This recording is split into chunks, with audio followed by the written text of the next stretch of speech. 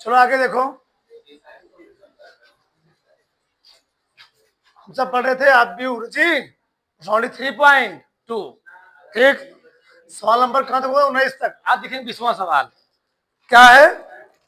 किसी स्कूल की पुस्तकों की दुकान में 10 दर्जन रसायन विज्ञान, 8 दर्जन भौतिक विज्ञान तथा 10 दर्जन अर्थशास्त्र की पुस्तकें हैं। इन पुस्तकों का विक्रय मूल्य दिया गया है। ठीक, आप बीज गणित के प्रयोग द्वारा ज्ञात कीजिए कि सभी पुस्तकों को बेचने से दुकानदार को कितना धनराशि प्राप्त होगी। ठीक है, बताओ 10 दर्जन किताब किसकी है? रसायन विज्ञान की है। लिख लो सब। चलो, पुस्तक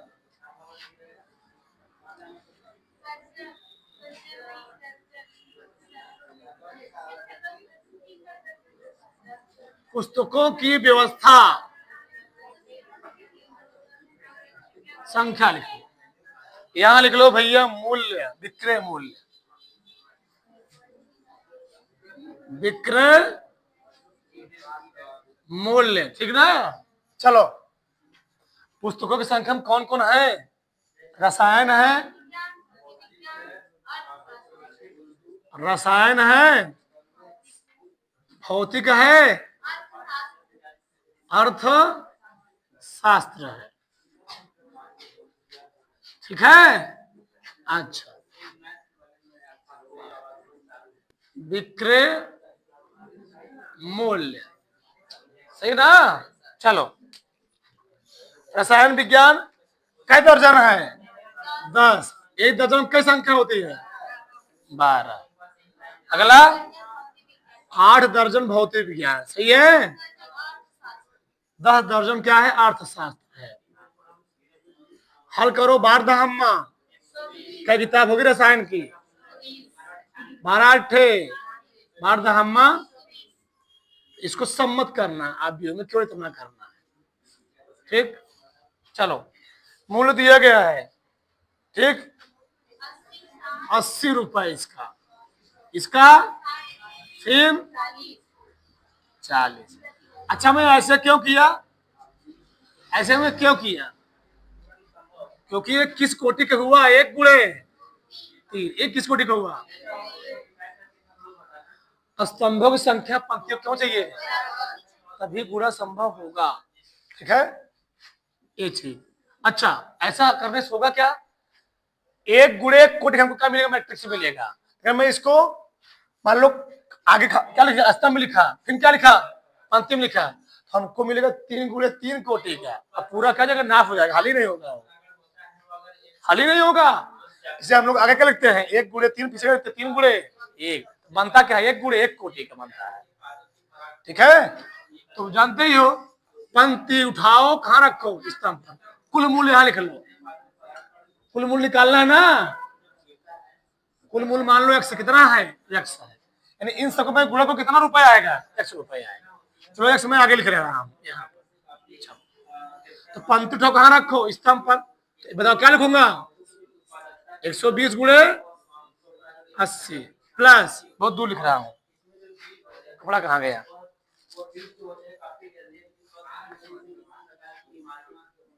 120 गुणे 80 प्लस 96 गुणे 60 प्लस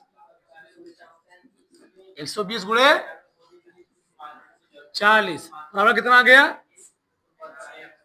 वही बात है, x आगे 12 अट्ठे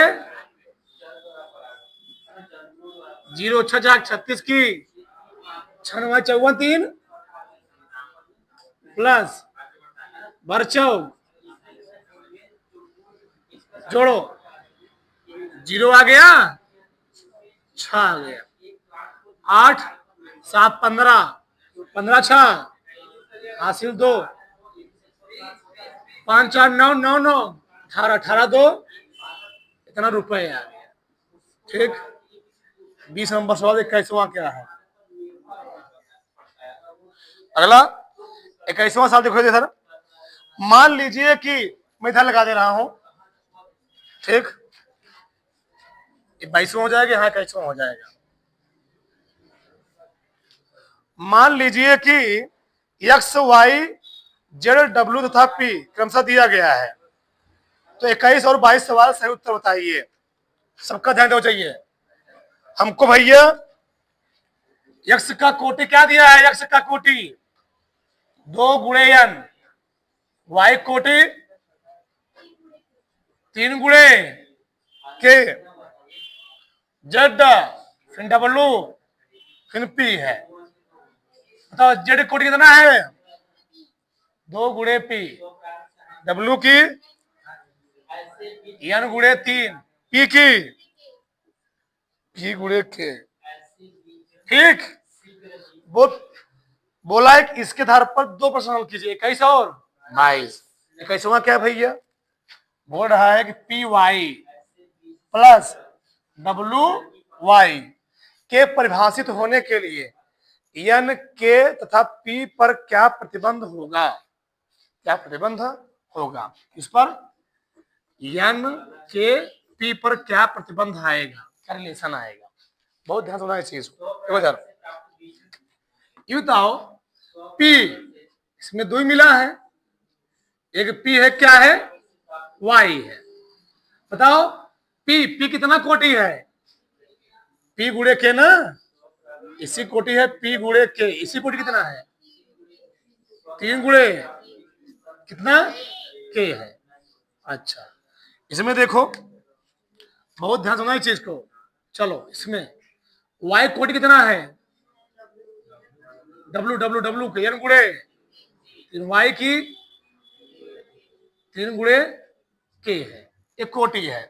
कह रहा है कि बताओ, बहुत ध्यान से चीज को, हम जानते हैं p और y गुणा तभी संभव है। p y गुणा है ना, p और y गुणा तभी संभव है, बताया गया जब पहले में पंक्तियों की संख्या दूसरे में स्तंभों क्या हो। नहीं, पहले में स्तंभों की संख्या दूसरे में पंक्तियों क्या हो, बराबर हो। यानी भैया अगर यहाँ 3 लिखे थे, अभी क्यों चाहिए? के का मान कितना आ गया? डाउट, क्वेश्चन है पी और वाई गुणा तभी संभव होगा जब पहले में स्तंभों की संख्या दूसरे में पंक्तियों क्या हो। यानी के का मान कितना आ गया? 3 आ गया। ठीक है, क्वेश्चन है ऐसा है, तो के का मान कितना आ गया? 3 आ गया। अगला क्या है? W Y. ठीक, डब्ल्यू वाई हमको निकालना है, के का मान 3 निकल गया। अब पी और एन में क्या रिलेशन निकलेगा? पी और एन में अध्याय समझा जा रहा। ये बताओ, इस चीज समझो ध्यान से। यानी पी और वाई, यानी इसके स्थान कितना हो गया? 3 हो गया। कितना हो गया? 3। यानी पी गुणे 3 और 3 गुणे क्या हो गया? ठीक ना? अब बताओ P और Y, W और Y जोड़ना है, W और Y को जोड़ना है। ये बताओ 3 और 3 यहाँ बराबर है ना, 3 और 3 यहाँ बराबर है, यहाँ कोई दिक्कत नहीं। यहाँ भी 3 और 3 बराबर है, यहाँ भी 3 और 3 बराबर है, यहाँ भी 3 और 3 क्या है? यानी यहाँ से हमको निकला क्या? एन जो मैट्रिक्स निकल रहा है, क्या निकल रहा है? मैट्रिक्स निकल रहा है। उनका जो परिणामी W और Y का जो परिणामी निकल रहा है वह किस कोटि निकलेगा? किस कोटि का? यानी गुणे के कोटि का। मतलब W और Y का गुणनफल का जो परिणामी निकला कोटि, उसका किस कोटि की रहेगी? यानी गुणे के। इसका निकला कि हमको निकालना क्या है? P Y plus W Y का योग, P Y plus W Y का योग, और किसके टर्म में निकालना है? यानी और पी के पदों में। अब बताना ध्यान से, यान गुणे के ये निकल गया भैया। अगर इसका कोटि, इसका कोटि, इसका कोटि डब्ल्यू वाई कोटि पी वाई कोटि के बराबर में तभी जुड़ेगा। दो आदमी कब जुड़ते हैं? जब पहले वाले कोटि दूसरे वाले कोटि क्या हो? बराबर हो। कहने मतलब क्या है कि यहां तो के दिया, यहां भी के दिया, यहां भी के दिया, ये भी के ही है, ये भी के है, ये भी के है, ये भी के, ये भी के है ना। अगर यहां पर n दिया है, यानी n का मान किसके बराबर हो जाए कि ये दोनों जुड़ जाए। समझ गए ना मैं कहना चाह रहा था? यानी p किसका होगा? पिछले बराबर है, पिछले के का मान कितना है भैया? 3 है, यहाँ भी 3 है, यहाँ भी 3 है, यहाँ भी कितना है? 3 है। तो ये दो ई और ई कब जुड़ सकते हैं?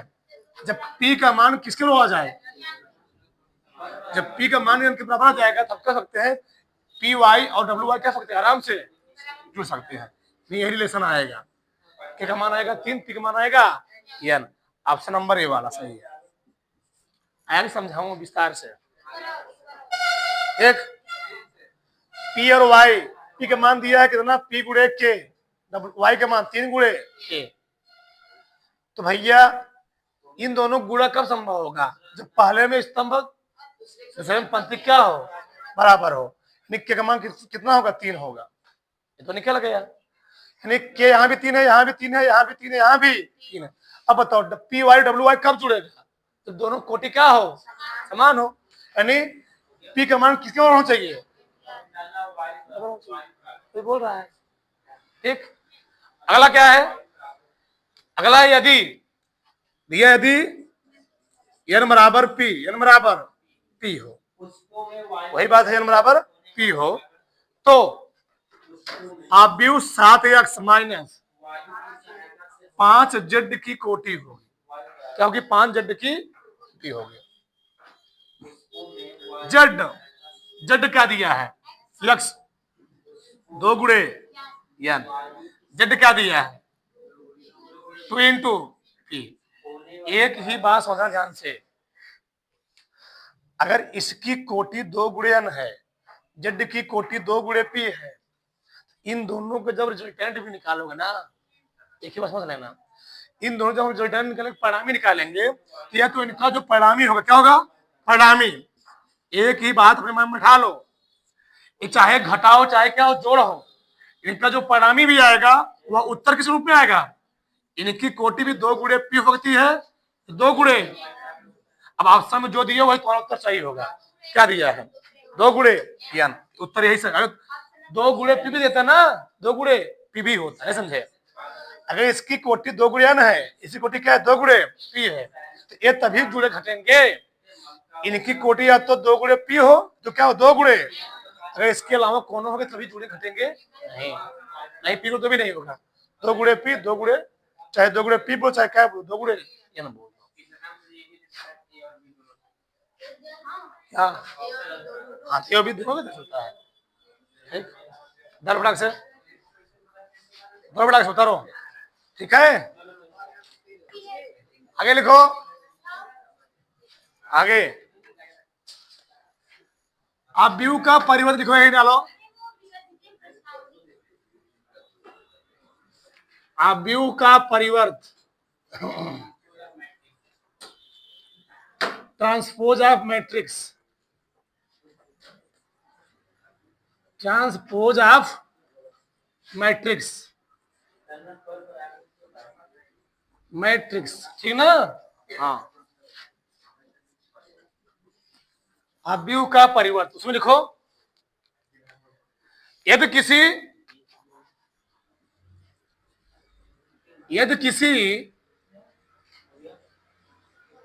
आव्यूह, यदि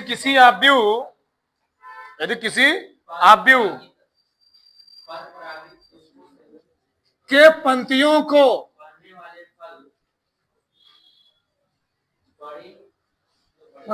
को स्तंभों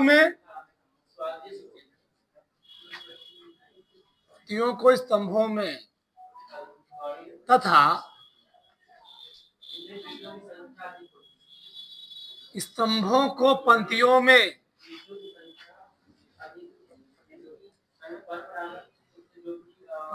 में परिवर्तित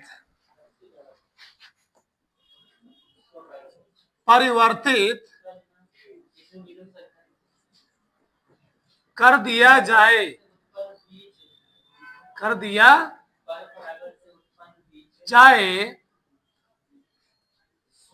तो उससे प्राप्त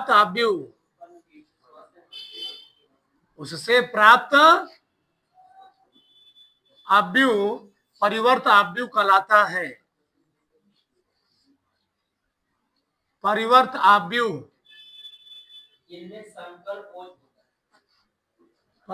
आव्यूह कहलाता है। इसे ए की पावर डैश, इसे ए डैश हम लोग कहते हैं ट्रांसपोज, या ए टी ए ट्रांसपोज से प्रदर्शित करते हैं, प्रदर्शित करते हैं, ठीक है ना। यदि किसी अवयव के पंक्तियों को स्तंभों में था, स्तंभों को पंक्तियों परिवर्तित करते उसको हम लोग कहते क्या है। अब सब कुछ समझ में आएगा, देखो समझो। जैसे जब मान लो हमने लिया ऐसे 2 3 5, 1 कड़ी में 2 कड़ी में 7, सिर्फ मान लो लिख लिया मैंने। इसका हमको निकालना क्या है, ट्रांसपोज। क्या निकालना है, ए डैश चाहे बोल दे या बोल दे एक टी, ये ट्रांसपोज, ए का ट्रांसपोज। हमने क्या बोला, पहले कोटि है 2 गुणे 3, अब बदल जाएगा, अब 3 गुणे 2 कोटि का, बस ऐसे था ना, इसको खड़ा कर दो, नहीं समझे, ये ऐसे मरकरवा ऐसे, बस इसको खड़ा कर दो, बस ऐसे जाएगा। 2 3 कटनी सरल है, सरल है ना। तो कितना कोटि हो गई अब इसकी, तो कोटि बदल जाएगी, सही है ना। तो जब किसी अवयव के पंक्तियों को स्तंभों में, स्तंभों को मतलब हम खड़े थे, हमको क्या किया जाए, क्या दिया, जब हम कहोगे अवयव हो गया, परिवर्त अवयव हो गया, ठीक। चलो आगे देखो, अब ध्यान लेते हैं मैं सवाल पर, ठीक ना, आते हैं। चलो बोलो शांत रहो। किताब उदाहरण नंबर 20, ठीक। चलो दिया है ए बराबर, हाँ हाँ, क्रम से लिखो, क्रम से ही जैसे लिखना है, वो जो अल्टरनेटिव से लिखोगे, इससे ऐसे रहेगा, अंक नहीं बदलेगा, ठीक।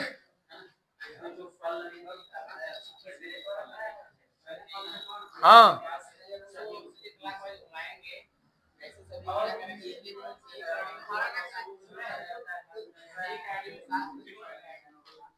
उससे कोई दिक्कत नहीं है, वो जो आगे है वो आगे ही रहेगा। आगे लिखो, सवाल लिखो। 3 4 कड़ी में 2, कड़ी में 3 यहां पर है, 2 2 0,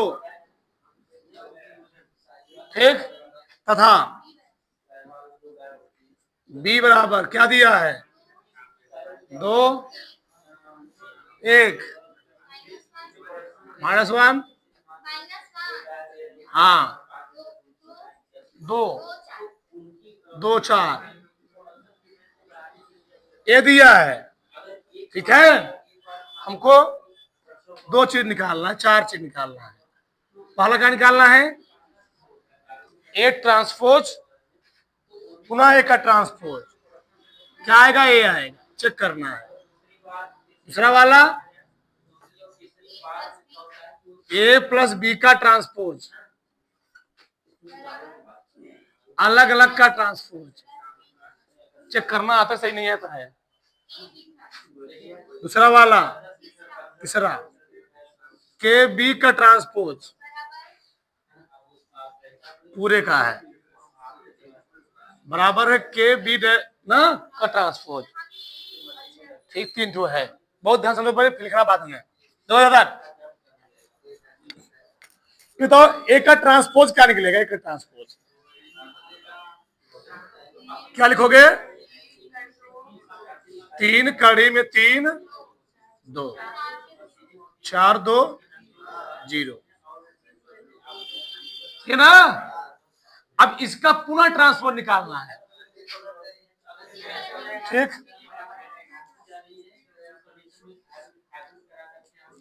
ये तो क्या हो जाए बताओ, 3 ठीक 4 2, यानी इसको समझ रहे हो, अगर कोई हमको मैट्रिक्स दिया गया है, उसका हम अगर 2 बार ट्रांसपोज निकालते हैं तो वही मैट्रिक्स मिल जाता है, प्रो मिल जाता है। यानी बराबर क्या है, ए है। क्या है, ऐसा में ये पहला था। दूसरा देखो, दूसरा पहले ए प्लस बी निकाल लेते हैं, फिर उसका ट्रांसफर निकाल लेते हैं। पहले ए प्लस बी निकालो, दो जुड़ेंगे समान कोटि के हैं। ए प्लस बी, बोलो 3 2 4 प्लस 2 1, सही है। चलो 3 2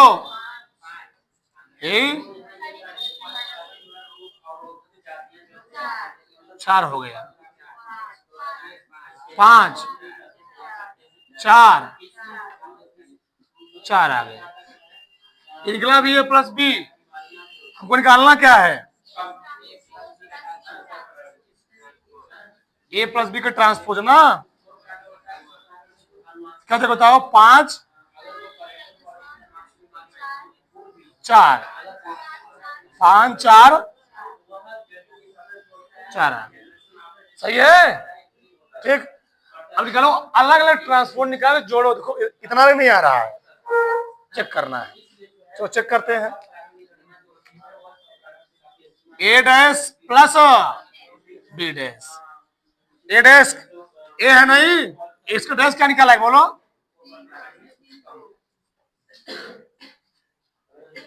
आ गया 3 कड़ी में 3 2 आ गया, फिर 4 2 0 आ गया। ट्रांसपोज ये हुआ ना, इसका ट्रांसपोज निकालो। 2 -1 2 1 2 4 आ गया, बोलो मत। चलो जोड़ो अब, 3 2 4 1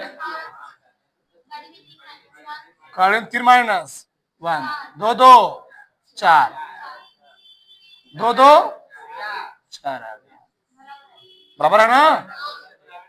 ये ट्रांसपोज का गुणधर्म है, क्या मतलब, चारों क्या है, गुणधर्म है। ये कहना चाह रहा है कि कोई मैट्रिक्स दिया, उसका 2 बार ट्रांसपोज निकालोगे वही आएगा। ये आगे सवाल लगाने तुमको काम देगा। दोनों मैट्रिक्स दिए, दोनों मैट्रिक्स को मैं एक साथ जोड़ ट्रांसपोज निकालूं, चाहे मैं उनका अलग अलग ट्रांसपोज निकाल तब जोड़ू, बराबर ही होगा। वो कहना चाह रहा है। ठीक, तीसरका वाला देखो यार, तीसरका वाला कहना चाह रहा है कि कोई अचर राशि है। क्या है, अचर राशि है। ट्रांसपोज में कोई अचर राशि आप भी पूरा कर दो, फिर उसका ट्रांसपोज निकालो, वही आएगा जो के बी की ट्रांसपोज होगा। क्या है इसका मतलब, समझो ध्यान से। मान लो बेचारा के है, ये क्या है, के ना, के बी पहले निकालो, के बी निकालो पहले, के बी।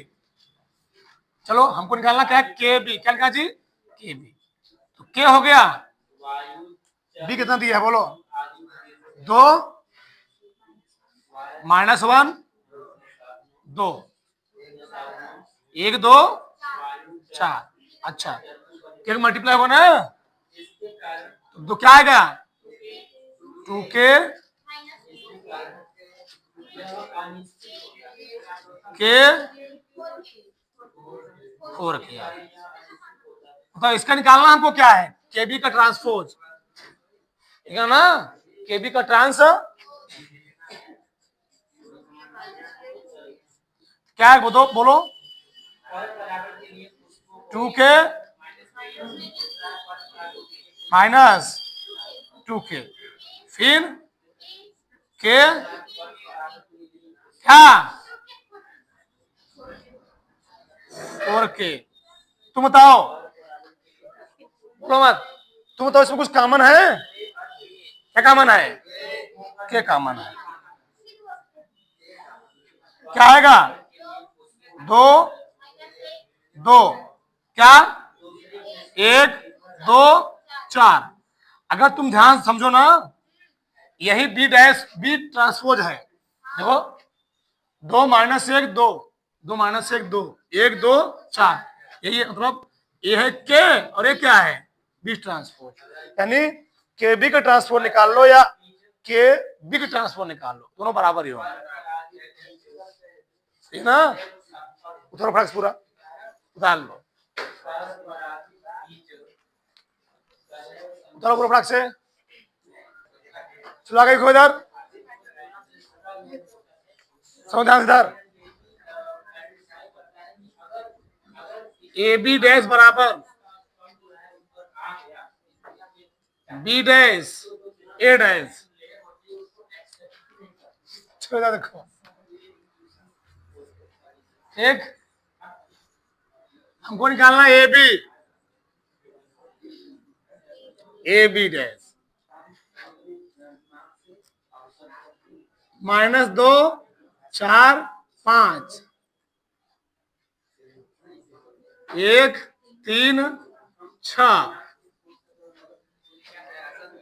नहीं, पहले भी निकालो ना, बटा रखूंगा मैं, 2 का नाम 2 3 दूनी 6 दूनी 4 का नाम 4 तिहाई 4 6 5 का नाम 5 तिहाई -30, ये निकला ए बी, इसका हम निकालेंगे ए बी डैश, चलो क्या आएगा -2 -6 12 4 12 -24 5 15 -30, चेक करना उसके बराबर है नहीं बराबर आएगा, तो निकालो बी डैश बाय निकालो फिर पूरा करो ए डैश से, बी डैश निकाल लोगे ना 1 3 -6, ठीक, ए डैश -2 4 5, वही हल करोगे ना 3 गुणे 3 कोटि का, -2 आ गया 4 आ गया 5 3 दूनी 3 चौके 3 पचे 6 दूनी 6 चौक बराबर है ना, देखो ध्यान से, यानी ए बी कॉम्प्लीमेंट नहीं जी ट्रांसपोज बराबर है बी ट्रांसपोज ए ट्रांसपोज है, इसको ठीक, वो नियम होता है उसका, ठीक है हाँ।